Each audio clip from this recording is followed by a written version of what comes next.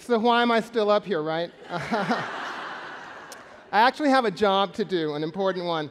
I wanted to point out that Lady Gaga says she wrote the song we just performed as she was thinking about Me Too, and because she wanted to write a song about communication, about people in authentic dialogue, having curiosity about each other's thoughts and feelings, a conversation, a debate free of masks. And as Stephen said, the power of unmasked communication is tremendous. And in the realm of change communications, we know that the possibilities are limitless, but only if you can match the courage and the candor with the mastery of storytelling. And no one embodies that mastery, that power, that possibility better than our keynote speaker this morning, Janet Mock, who will be joined in a moment by our longtime friend Jonathan Capehart of the Washington Post and MSNBC.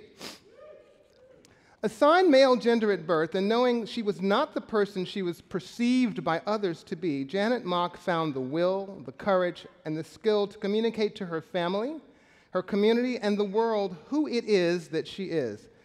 Many of us have watched her as she dived into the deep end, telling the truth about herself and the world around her. She's crashed through the surface to a place of all too uncommon authenticity, pointing the way towards realness, as she calls it, first for thousands and now for millions of people. She's been an advocate and inspiration to others in the LGBTQ and larger human rights movements and beyond, making her mark and critical contributions through her work as an editor at People. Her launch of the Girls Like Us Twitter campaign that raised awareness of trans people and the challenges facing them.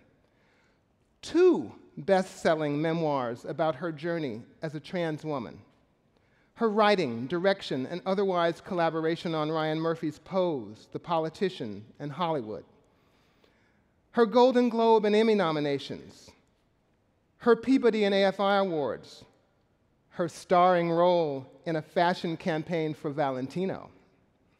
Her interviews by Oprah, Ellen, and Wendy. And she recently made history with her landmark creative deal with Netflix.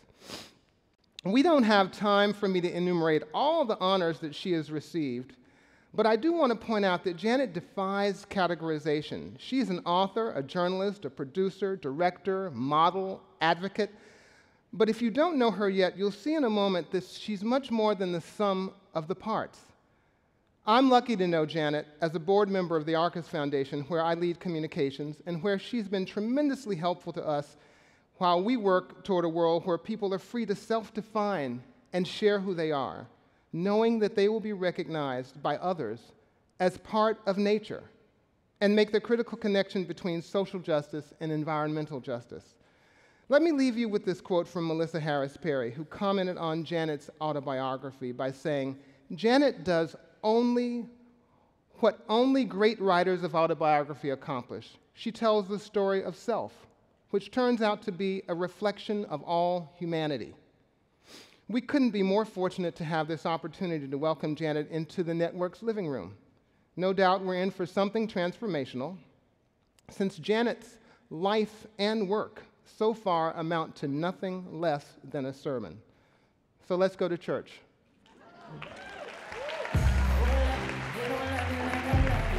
Slow down, they don't love you like I love you. Back up, they don't love you like I love you. Step down, they don't love you like I love you. Here I am. So before we begin, don't even think that we are going to try to even compete with Brian and Stephen. How do you get upstage at your own keynote? I know, it's insane. That was so good. I thought I was also, directing an episode of know, Pose or something. Also, if you don't already know, it's Sean Gibbons' birthday, so happy birthday to Sean. And also one more thing, Sean already mentioned that he's here, but I couldn't be on this stage and not mention Dr. Clarence B. Jones, who is not only a national hero and national treasure, but is a dear, dear friend and mentor.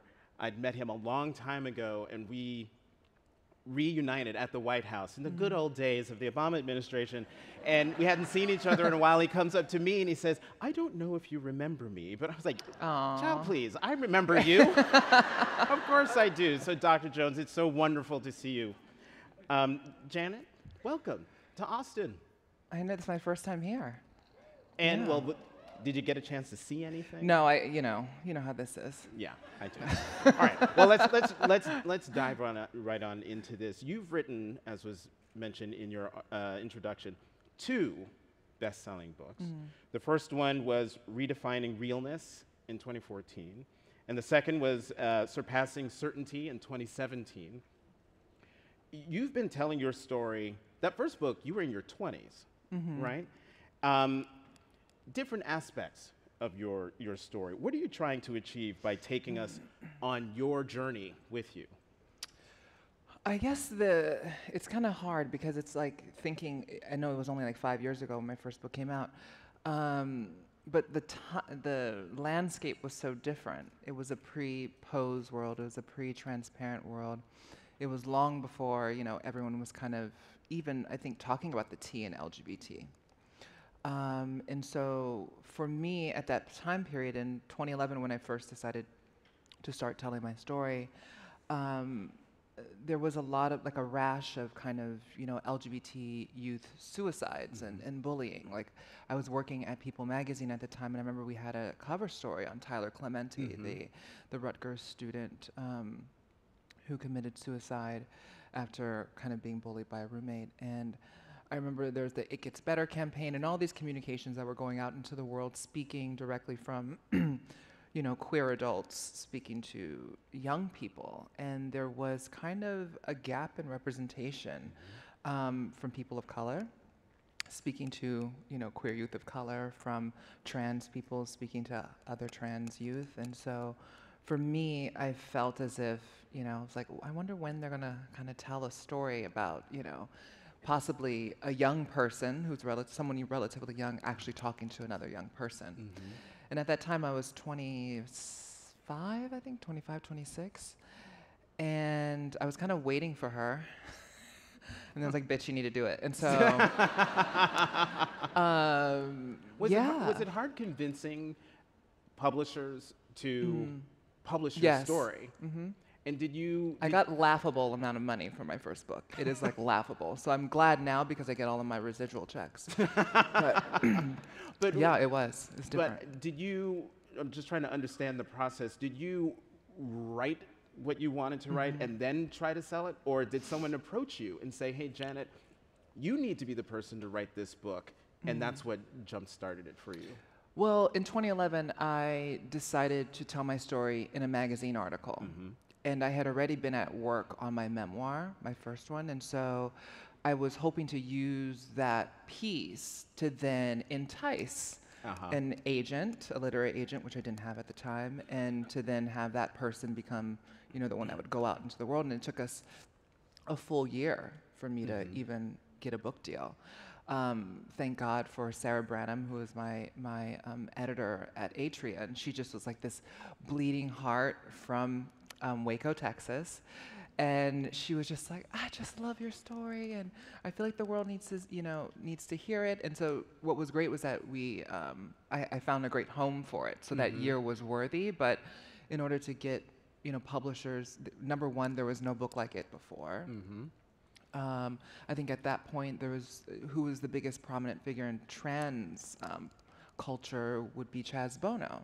And this was someone that America had gone on a transition with, if you think about the fact that their presence as a kid on television with their parents, Sonny and Cher, who then, transitioned as an adult. That was kind of the first transformation, I think, for America to kind of get used to this idea of transness. And so I was kind of launching off of that and wanting to bring a younger perspective. I was someone who transitioned as a teenager, a person of color, a person who grew up in a low-income community. And so those points were important to me, but there was no proven track record for success for it. And so because it's commerce, it was just kind of like, yeah, I guess we'll just kind of give it a try, and then it became this big thing. But was it difficult to get, given all those things you just enumerated, person of color, trans, humble beginnings, was it difficult, one, to get publishers to see that this is a story that not only needs to be told, but that would resonate with a huge community of people that they're not recognizing? Yeah, it made it more difficult, which is so strange because I think that, with my intersectional identities, I speak to more people. But because my identities are not seen as the default in narratives, in literature, in television, in news stories, there was a lack of, I think at most times with most publishers that I talked to, a lack of imagination about what was possible and the fact that there were audiences waiting to hear from themselves and to see themselves. And speaking of see, did those publishers and did those folks you met with, did they see you? Did they understand what you were trying to do and what you were trying to say and who you were trying to talk to? One How much did. education did you have to do in order to get them to Well, publish what was your funny book?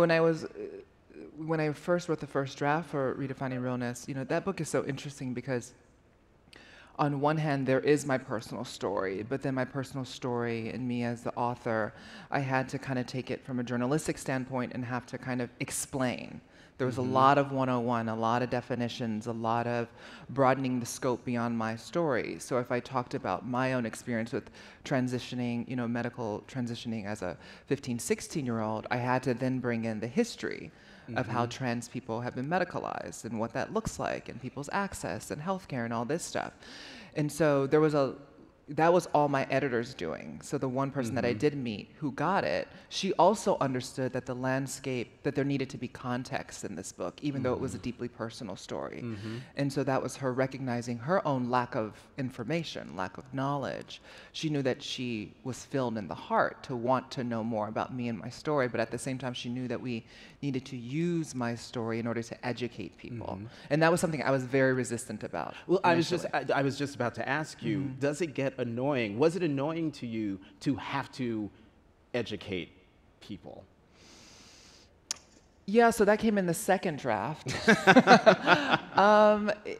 It was, but then and also I was a little younger then, and so it was kind of like I don't know what it was, but I just had I still am tortured about it a little bit, because I always feel like it's on the shoulders of marginalized people having to educate the majority about our experiences. And so in that sense, it was like, I felt as if girl, I know my life. And if you don't have the tools to go to your computer or phone and look up definitions, but at the same time, the work is necessary because it kind of just force-fed it to people, and that way no one can have an excuse. I've heard so many trans folk be able to say your book enabled me to connect with my parents because I didn't have to do that work. And so in the sense, the service piece of the work that I didn't really set out to do, it felt like it was a service. And so in that sense, I freed a lot of trans folk from having to do that one-on-one work by putting it in a book that was in front of bookstores, by putting in a book that was on national television, by centering myself, and not only centering myself, but centering my communities and giving cis folks the one-on-one that they needed. For the people in the audience who might be part of a marginalized community, and to my ear, and I identify and relate to a lot of what you just said in terms of being an ambassador, being that one person in the room who everyone turns to when they have a question about fill in the blank part of my identity. Which you don't get paid for, yeah. Right, exactly, because you don't get paid for it. What advice would you give to folks in this room who are unwittingly, maybe even unwillingly, an ambassador for their identities in the workplace or even in their communities, more broadly speaking? I think for me, it's always about investment, right? What is your investment in the space and in the conversation? There's not, when I'm, say, for example, the reason why I said you don't get paid is because I think about the times when I'm at dinner parties. And many people may not know my work if you're not in the circles of my worlds, and so you're being introduced to someone, and then they're like, oh, what you know, what do you do? And I'm like, oh, I'm a writer. Like, oh, okay, what do you write about? And because I don't lie about my life and my work, I was just like, I write about my life, my communities, I'm a trans woman, and then it becomes this whole other conversation.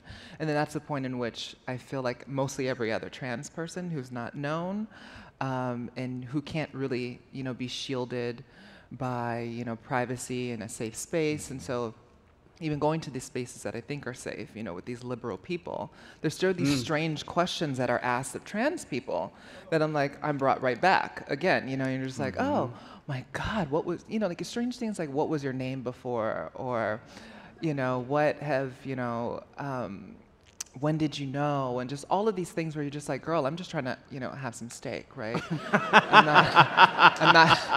not trying to have a deeply engaged moment with you right now, you know?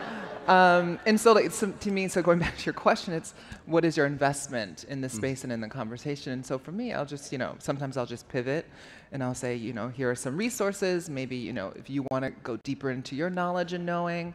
And then in other times, I'll go on a deeper dive. And I've done that sometimes, like in media. I think about the time when I did the Breakfast Club interview in New York City upon the release of my second book. And I felt that that space, which is, you know, a hip-hop radio show, probably one of the top that there is, and the reach of that audience. You know, if we're talking about echo chambers, right? Like, I know that queer people and LGBT people are there. I know that black women and, you know, black queer men will be there. And I know that they're listening. But then at times I'm like, you know, cis, straight, you know, black and brown folk overwhelmingly may not have heard about who I am and what I do and my story. And so in that space, I actually went not to 101, but I'm talking about like 000 level. Like, it was like the level of the conversation was so elementary. But I felt that that work was necessary, thinking about the audience that I was speaking to. And I was invested in that audience that actually lives in the neighborhoods that a lot of trans women of color live in, the neighborhoods at which oftentimes they are most persecuted and harassed and, you know, suffer from violence at the hands sometimes of cis straight men. I was like, I need to talk directly to them. And so I allowed myself to do that work, you know. Didn't mean that I didn't, you know, I wasn't meditating, doing my morning pages, surrounded by my friends before I went into the space. And so, yeah, for me, it's just always about what is your level of investment in this space and conversation. Let me ask a question of the audience. How many of you know what Janet is talking about when she says cis? Oh, okay, that's just about everybody. Yeah. All right. The world has changed. It has. Yes. It really has changed. Are you surprised by how much the world has changed from your first book, which was 2014? Did I get that right? Yeah. To now? I am. Yeah, I think it's been rapid in terms of awareness and visibility. I think I'm waiting for consciousness to kind of change a little bit, right? The ways in which we actually, on a level that we're not thinking, the ways in which we denigrate and inspect and you know, naturally kind of still put trans people here or as this kind of token of progress. You know, I think about now in Hollywood, like almost on every show, there's like a trans sidekick almost. And it's so interesting to me because sometimes I'm like, oh wow, I wonder if the actual representation even matches the representation in life. You know, because I think that it is a marker. It is a marker for how far someone will go in terms of representation and diversity and inclusion. But it's exciting. It's an exciting time to create. It's an exciting time to see, you know, actors and models and writers be able to now get deals that were almost, you know, unimaginable for me to get when I was trying to work for a year to get those deals. So you've been telling your story now for a while. We first met at MSNBC in the green room before going on Melissa Harris Perry. But then you've written your 2 books. And now you're still storytelling, but in a different way in the show Pose. How is storytelling for you different from writing a book to bringing your voice to television through a show like Pose? It's the immediacy, the intimacy level's the same because you're still inviting someone into your space, right, for all audiences. You think about a book, you go to a store, you buy it, and you sit with it if you decide to read it, you know. You sit with it and you spend those hours with that storyteller. It's similar with television, but with television, you can't compete with the visuals and how that can make someone have a visceral reaction, make them think differently. I think about, you know, the pilot, the first episode of Pose, and how in the first scene we had 5 trans women sitting in a living room talking, and no one talks about being trans. Right. They're talking about their complicatedness of their family, about how they're going to compete in this category in the ballroom scene, what they're going to do to like shake things up and become grand prize winners. And you see this kind of, you know, it's very Cinderella a little bit. You know, Blanca's in the kitchen cooking rice and beans. The evil mother is, She's evil. Oh. She, you know, she's, you know, Electra's doing her Electra thing, and the girls are cackling and doing all their stuff, you know. And I just think about that. I had never seen that image before in my life. And we were putting that in the first frame of the show. And so in that sense, that's something that I think has introduced, you know, in a book, I can introduce them to me and my best friend maybe, the trans people that they would know. But here they see 5 trans women talking and living and dreaming and fighting and all this stuff that I think then makes them think about their own family structures, and then therefore see trans people, oh, they have families, oh, they're human, they're similar to me, they have dreams and aspirations and wants, and they're not just sitting here talking about, you know, woe is me, I'm trans. Right.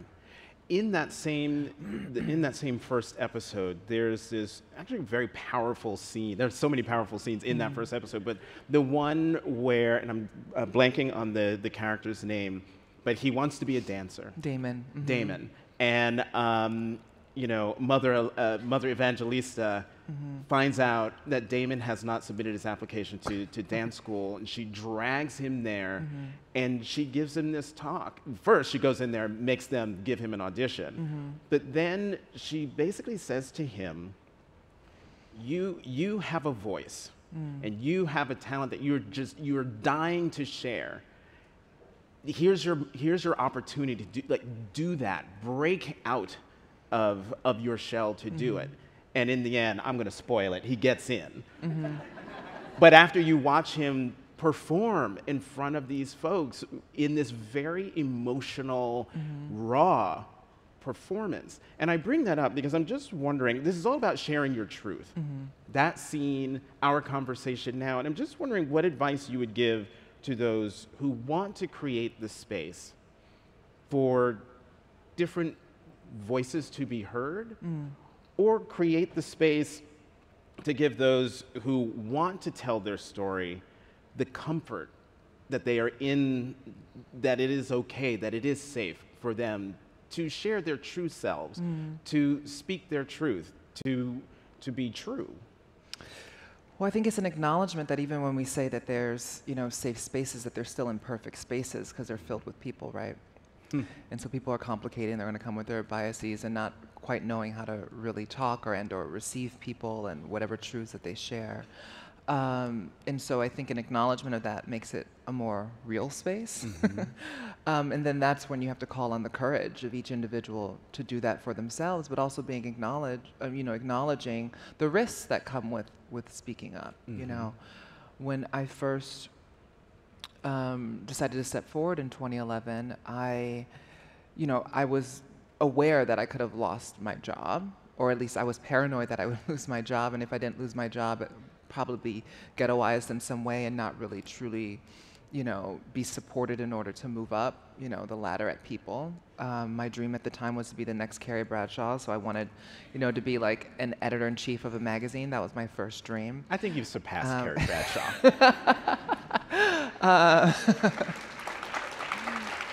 Thank you. And so, you know, at that time, I just thought about those risks. I kept on thinking about the risks, but it was the friends in my life who I had been open with, who knew me, who were the ones like we'll be here for you. Like, you don't have to worry about this. You know, this feels as if this is your calling. You keep on obsessing over this idea of telling your story, of being heard, of wanting to reach out to young people, to reach out to that girl that you were. And so that part of it is what emboldened me, right? Was the communal support, having my community around me, and then also feeling as if I was being purposeful. You know, there was only so much I could do writing about Angelina Jolie and her children, who are amazing, but and so I think in that sense for me, that's what enabled me to have that brave space. And I think it's always too, for me, it's always a community aspect of it. I think Stefan said earlier, is that his name? Stefan? Stefan said earlier about the idea of, when you tell your story, you invite people to know you. You invite them into your life. You create a foundation for connection. I know that without having told my story in that article and then my books, that I would not have this abundant life that I have now. You know, of course, it's hard work and talent and, being gorgeous and all this stuff. I don't know. She is a supermodel now. But it's also, the fact that I took that step to invite people in and to think about the goodness in people too. Though we see, specifically for me and my communities, we see over and over again, we read the traumas, the trauma that happens to trans women of color, particularly Black trans women, and if you look globally, Latinx trans women. And so that alone would make you not want to leave your home. And so when I think about the work that I do and the fact that I have come to a point, even then, in 2011, being a 20-something-year-old, young Black trans woman who was working in a corporate structure, who had a 401k, who had a salary, I was relatively safe. And so I felt that I didn't get to that safe point in my life to sit there and be quiet and to work in a cubicle for someone else, right? And so for me, it was like, how was I going to be purposeful? And the purposeful thing for me to do would be to give images, to give words, to give stories to those women who are looking in the mirror before jumping on a subway and trying to build themselves up to say that, okay, I can make it out today and get back home, right? On Pose, you directed Love is the Message. That was in season 1. That was your first time directing, right? You also co-wrote that episode. Yeah. Excuse me, we both. Quickly, in terms of storytelling, is there one form of storytelling that you like more? Was writing more fun as a storyteller, or directing more fun as a storyteller? Oh, they're also. It's hard because going back to your question earlier, where you talked about, where you asked about, television as a medium, and books. The difference between the two is that immediately with television, it's collaborative. Immediately, because you sit in a writer's room, surrounded by 4 other people, and you're talking about stories, and you're just sharing yourself, and so you're immediately forced to be vulnerable in a way that oftentimes can't feel as safe. Whereas when you're with a book or you're with an essay, you're just sitting by yourself and you're thinking about what you want to write, or for a lot of writers, you're sitting there drinking coffee, wondering about what's to come. And so it's just different. One starts off in solitude, and then you gradually bring in more people at your choosing. But with television, it's collaborative from the start. And so thinking about writing and directing, writing feels more at home to me, but directing came so much more naturally in a strange way. Ryan Murphy, who's my mentor and friend, he's just like, I saw you and you're already telling me what to do, and you had only been in the office for a week. And I knew immediately that you had the skills to be a director, which is all about communication. it's not only about having a vision for how you see this story and this script unfolding, but it's being able to communicate that vision to people clearly in ways that they can understand. It's about convincing them to collaborate with you and to bring their best selves to serve your vision.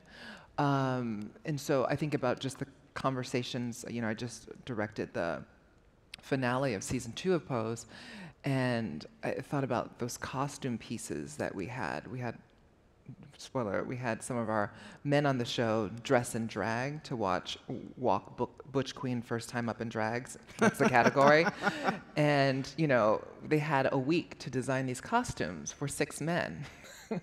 Wigs and all this kind of stuff, and I had to send this, rallying the troops email. But that's what directing is. It never ends. It's you sitting there and you're watching a scene, and then there's a cut and the break, and then someone comes over with swatches for something, and you have to make a quick decision. You don't know if it's the right decision, but you just go with instinct. And so it's all about trusting yourself as well. And so writing has a similar sense in that, but with writing you can kind of be alone, and you don't have to worry about people too much until later in the process.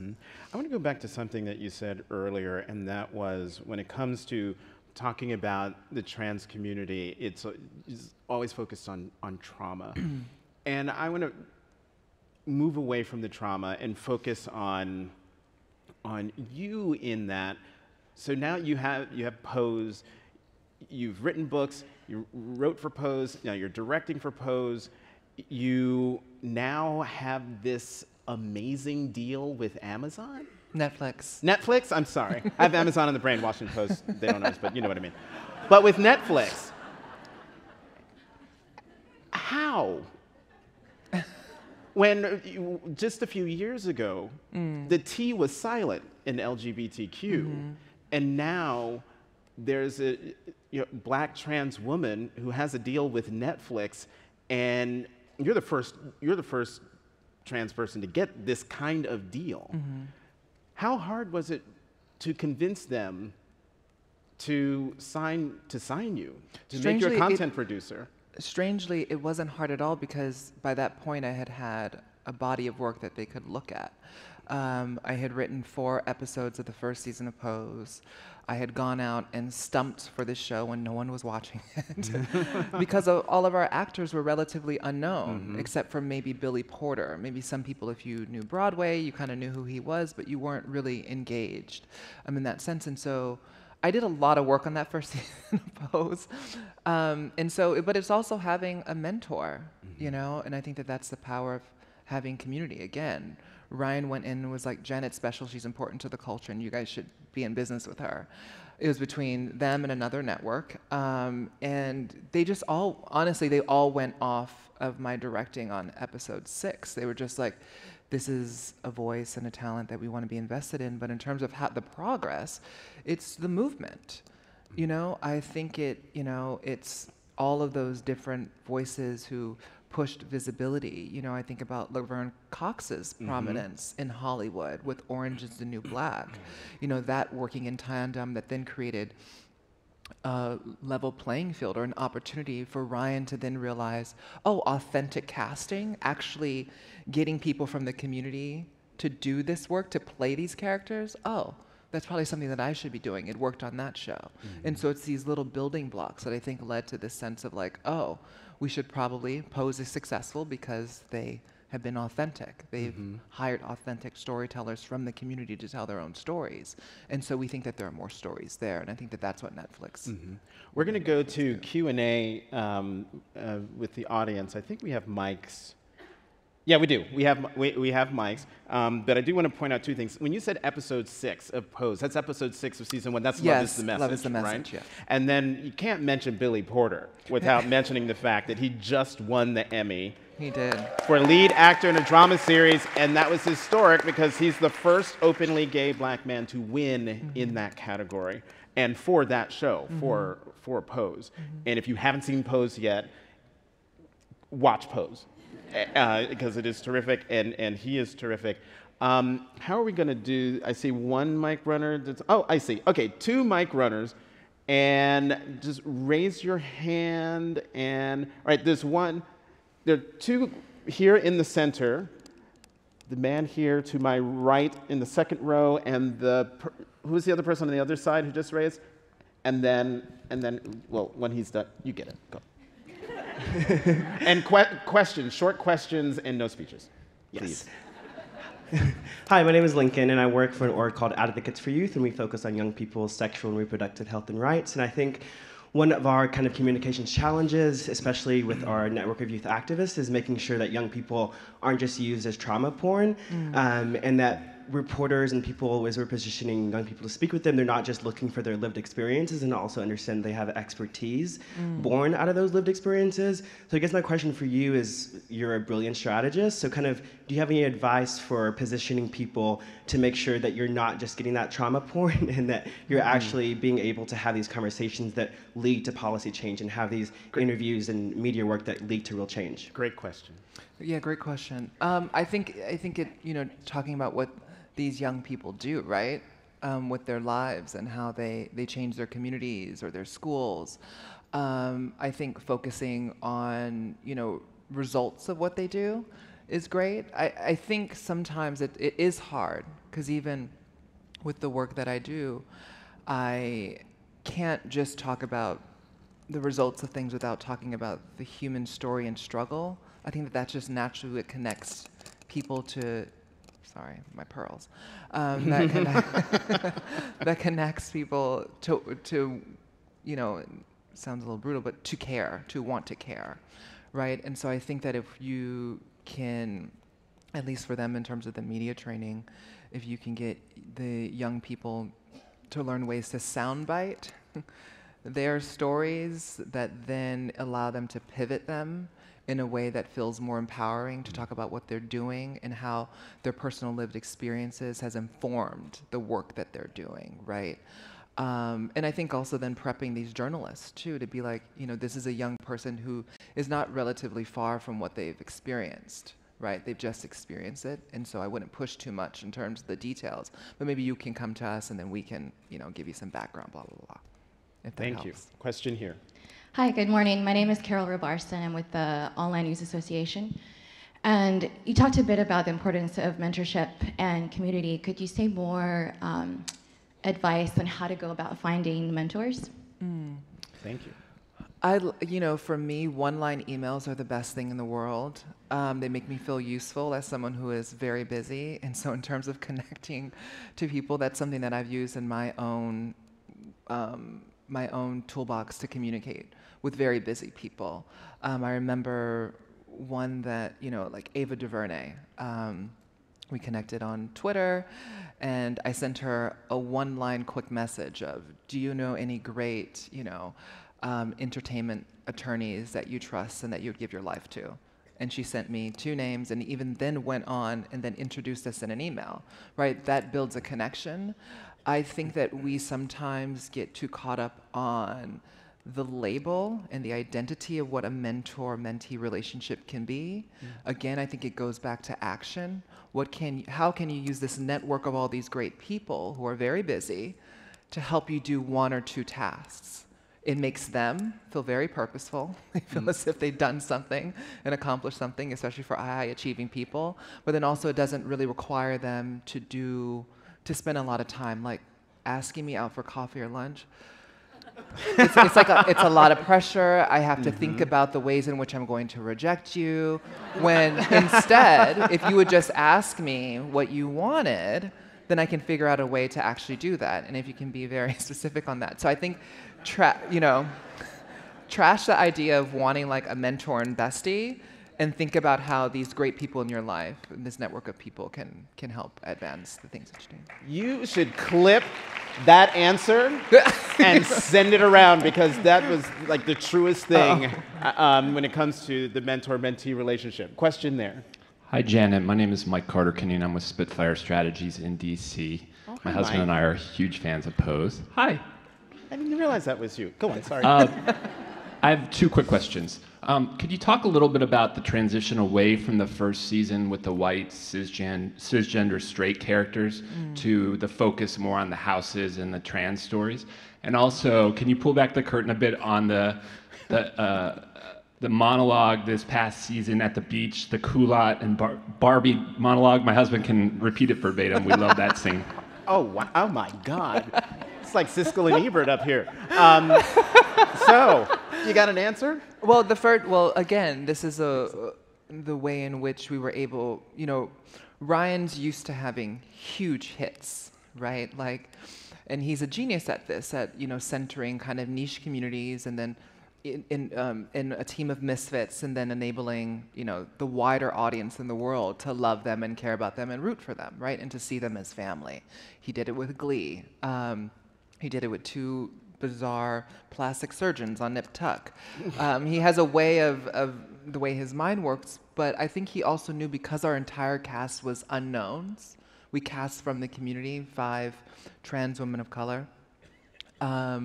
And even, thinking about our other LGBT characters, everyone was unknown.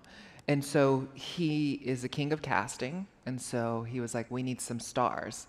And so he basically was like, we need to create characters that represented another side of the world that these characters think that they want to be a part of, right? So the queer characters in the underground ballroom scene are performing the lives of these people who are actually living them, who are also then performing to live up to these standards. And so the standard at the time in 1980s New York City was this Trumpian world, this one young executive who's going into it, this other coked up executive, and then the wife, right, played by Kate Mara. So we have Kate Mara, we have James Van Der Beek, and we have Evan Peters, all people who are known by America. It then also makes the show more palatable to an audience that may not think that these black and brown queer characters, poor characters, are for them.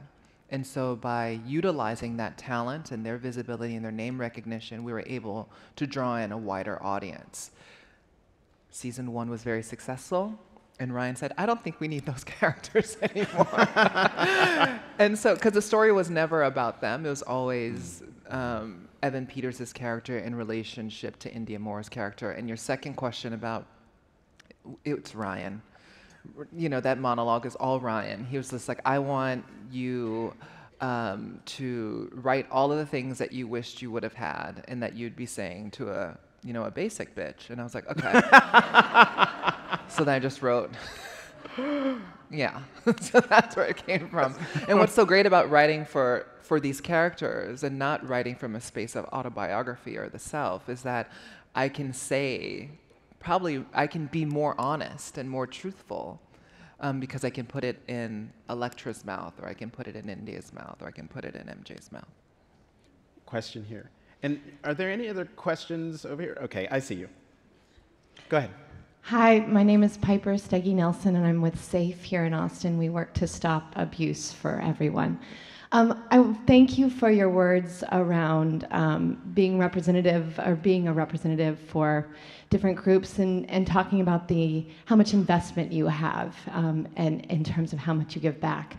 I want to ask, as an ally, or as someone who's working hard to be a good ally, when I'm at a dinner party and I hear someone ask you about your dead name, or when I hear someone asking you to speak for entire groups of people, what can I do to best support you? And I recognize the irony of me asking you to tell me what I should do to support you. But any thoughts you have would be helpful. This is the most woke question I have ever heard. Janet. Throwing something in like a quick joke or something that would read that person without them knowing that they're being read, but they know that they're being checked would be helpful, because then if I don't have to do that work, that's amazing. Or you can also, after doing that, you can then extend yourself to then say, if you want to have a conversation about this, I'm more than happy to point you to some resources, So any way that you can help deflect, pivot, check them, and then help them would probably be the best. Deflect, kind of pivot, check. Deflect, pivot, check. Help, too. Yes, help. Sorry. Defet. You got it. Question. My name is Lucia. I work with Raices. I'm a queer brown person, so it's very proud to just see you here. But you talked a lot about investment, right? And like figuring out who you talk to eventually, whether you're at dinner or where you're going to be telling your story. How do you navigate that? How do you navigate, or when do you make the decision when you're going to invest talking to white folks? Because I think there are times where we as brown or black folks, we think about like, well, do I really want to inform this person? Do I really want to put my time there? And I feel like a lot of us struggle with the time of understanding, like, when is the right time to invest on a white person where I need to let them know when they're wrong or when they need to step back because I need my space. Well, for me, it'd be the investment in what that person can do, right? Like every person on the street, regardless of their, you know, their race or gender and sexual identity, it's like, what can they do? Everyone matters, I get it. But it's, you know, what can that white person do? So like, how much of your 5 times that you can do this in the next 3 months is this person worth the 1 of 5 for you, right? And so if it's, you know, a superior or a boss who's just not kind of getting it, then you got to do that work, right? Because you're the one in that room. But while you're doing that work, you can also talk about the dynamics just in the way that Piper just said of the dynamics of the fact that you're asking me how to help me, right? And so I'm always someone that is very upfront about when I know that I'm having to do that work, because I wouldn't feel that I'm being honest to myself or to my communities by pretending that it's okay that I'm having to sit here and to give you a lecture on such and such and why your actions are possibly hurtful or harmful, right? But I think that, again, it goes back to the investment. Is like, what can that person do? And how strong in terms of your own intuition do you believe that that person can be transformed? Because I'm not here to just have conversations to have conversations, right? So how transformative can this conversation be for this person that then this person can go out and use their access and their privileges and their advantages and their power and influence to then transform other spaces and conversations at which you're not invited to that dinner party, right? And so that's why a part of that question wasn't, you know, I mean, the answer wasn't just, you know, check them. Checking is good. But I think, how can you help them so that they can go and then become better advocates, allies, partners, comrades, blah, blah, blah. This is going to be the second to last question, because I'm going to have the last question. Thank you so much. Thank you so much, Janet, for being here. I'm actually a trans man myself, and seeing you out in the media allowed me to realize that I can be openly trans and live a life of dignity. So you've had a tremendous impact on my life. Thank you. That's very sweet. Thank you. Thank you. So I dedicate a lot of my life right now to trying to get people to take action. And I'm hoping that maybe you could give us all here one thing that we can do when we leave to actually improve the lives of trans people. Thank you. Well, can you give one too first? Absolutely, yeah. So go first. Ahead. Okay, all right, okay. All See, right. I mean, I'm talking to my hero here, so there's a lot.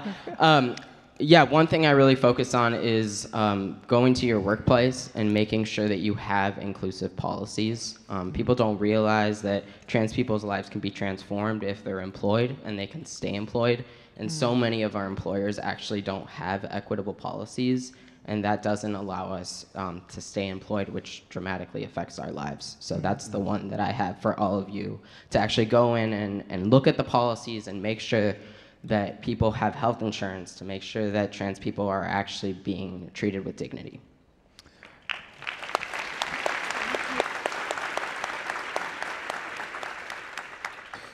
To piggyback off of that, I think, you know, obviously trans folk are a heavily underemployed population. And so if there's ever an opportunity to, you know, hire, to engage, to get a consultant in any of the works that you're doing, I would say to possibly try to hire from those communities. I know that it's been transformative on our show, but also thinking about the work that I do as a board member of the Arcus Foundation is that, you know, what Travis? Did I just make up your name? Is your name Travis? Nico, my bad. So I did make up your name. You know, with any grantee that we give money to, we ensure that they have an equitable policy that includes sexual orientation and gender identity, and that is something we've done across the board to ensure that even employers or even foundations are aware of the fact that oftentimes we don't offer protections to trans folk in the way in which sometimes we will offer it for queer folk. Yeah. So my last question, and this is a fun question. It's a dinner party. No, you're throwing it. Okay. You're throwing the dinner party, and you can invite 4 people, living or dead. Oh wow. Who would you have at your table? Oh my God. Zora Neale Hurston. Oh God, this is so hard. Audre Lorde. Lena Horne. Ooh. And Michelle Obama. Oh, there you go. All right, so that's 5. Okay, we need someone at the other end of the table. Oh. So who's going to be at the other end of the table? You said Zora Neale Hurston, Audre Lorde, Oh, Lena James Baldwin. Horne, and James Baldwin. Can I come? Yeah. Can I come to this dinner? Yes. Please. And with that, Janet Mock, author, writer, director, content provider for Netflix, mogul. Thank you so much for being Thank you, Jonathan. here. Thank you, Jonathan. Thank you. Thank you, guys. Are we done?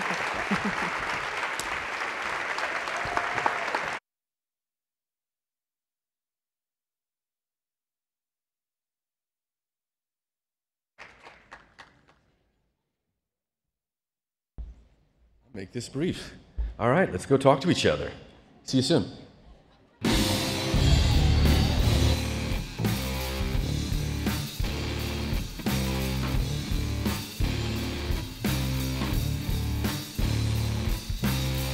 Well, I've been thinking too much. That I've been thinking too much. Seems like everyone's talking about money. So I got to get me some. Well, my baby's